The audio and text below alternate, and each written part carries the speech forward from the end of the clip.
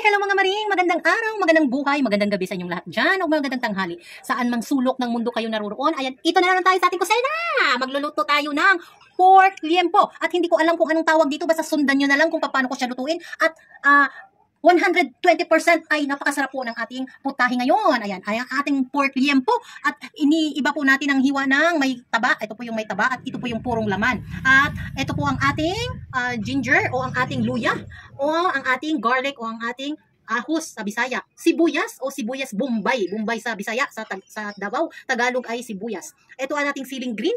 At ito naman ang ating bell pepper. At ito ang ating patatas na ganito ang pagkahiwa. At ang ating oyster sauce. At ito ang ating isang basong Sprite. Or kung wala kayong Sprite, kahit anong klase, basta lemon soda. Okay? At ayan na mga maring, mainit na ang ating kawali. Ayan, mainit na siya. Lagyan natin ng konting mantika para ilagay natin ang ating pork taba. Yung pork liempo natin ay may taba-taba ng konti. So, iuna na muna natin. Para magiging ano siya, papa-brown natin ang ating pork liempo taba.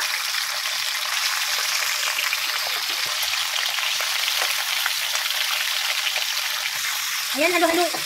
Ayan, halo-haloin lang natin mga maring hanggang mag-brown-brown siya. Papa-brown muna natin siya. Halo-halo.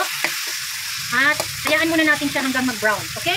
At ayan na mga maring, naging brown ang ating taba-taba, pork taba. Nag-brown na siya. So, mag-ingat po tayo kasi tumatalsik po yan. Itabi natin kasi brown na. At ilagay naman natin ang ating laman, pork laman. Ayan, ipa-brown din natin ang ating pork laman. Yung purong naman siya, yung walang halong taba, yan, ilagay natin. At ipapa-brown din natin yan.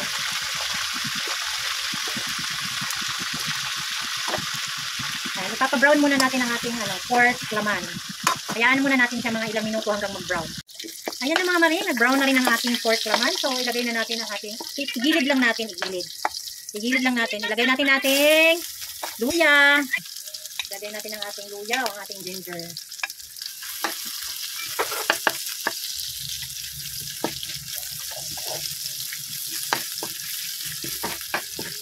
At isunod na rin natin ang ating bawang. Maraming bawang, mas masarap. Ayan. At ihalo na natin lahat. Ayan na siya. Ilagay na natin ang isang basong soda. Lemon soda. Ayan, lemon soda or kung may Sprite, pwede rin Sprite. Or kahit anong soda, basta lemon. At ayan na siya. Hayaan muna natin siya hanggang lumambot. Tulo na, ilagay na natin ang ating pamintang powder. Yan, pamintang powder yan mga maring ha. Maglagay tayo ng 2 kutsarang soy sauce or seasoning. Okay? At hayaan natin siyang kumulo. At maglagay din tayo ng asin. Kunting asin lang. Okay? Ayan, haluin na natin mga maring. Sundan nyo lang kung paano ko siya niluto. Kasi wala pong pangalan ng ating menu ngayon. So, sundan nyo lang siya kung paano ko siya ginawa. Ayan, at ilagay natin ang ating pampalasa. Alam nyo na yan kung ano yan, ating pampalasa. Ayan, ilagay na natin dyan. Para manunuot hanggang kaloob-looban ang lasa ng ating ulam for today. Na mga maring, nag-reduce na yung nag-reduce na yung yung katas o yung sabaw niya. Kasi yung nilagay natin na lemon soda kanina. So, nag-dry na siya. So, ilagay na natin ang ating sibuyas. Yan, ang ating sibuyas. So, maglagay tayo ng yung patatas natin. Lagay natin ang ating patatas. Tuloy lang sa paghalo. Halu-haluin lang natin siya.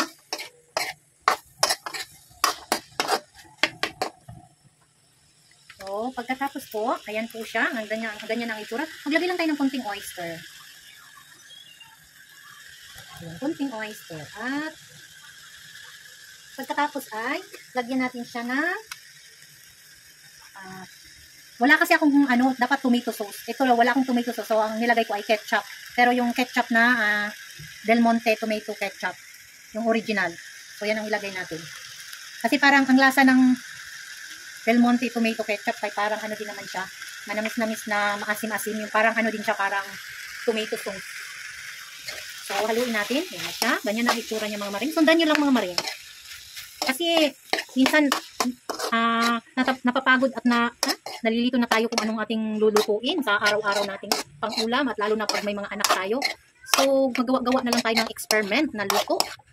Ayan, sundan nyo lang yan kung paano ko siya niluto. Haluin natin ng mabuti hanggang pantay ang lasa niya. Yung mga maring at isunod natin ang ating bell pepper.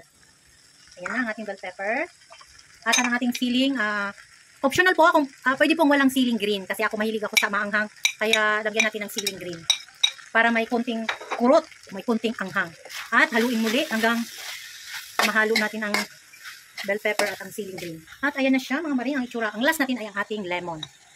Optional lang din yan mga maring kung walang lemon, pwede na rin walang lemon. Pero mas masarap kasi pag may twist ang lasa ng masarap yung aroma ng lemon, malalasahan nyo dyan. At mas lalo siyang sasarap. At mas lalong tataob ang inyong isang kalderong kanin. Ayan, haluin natin muli, halo-halo. At ayan na siya mga maring, ready to serve na po sa ating buong pamilya at mga kaibigan, mga kamag-anak at kung sino man ang inyong paglulutuan ng ganitong klaseng luto. Sundan nyo lang po ang step kung paano ko siya ginawa. Ayan na po, ready to serve at kainan na. Thank you for watching!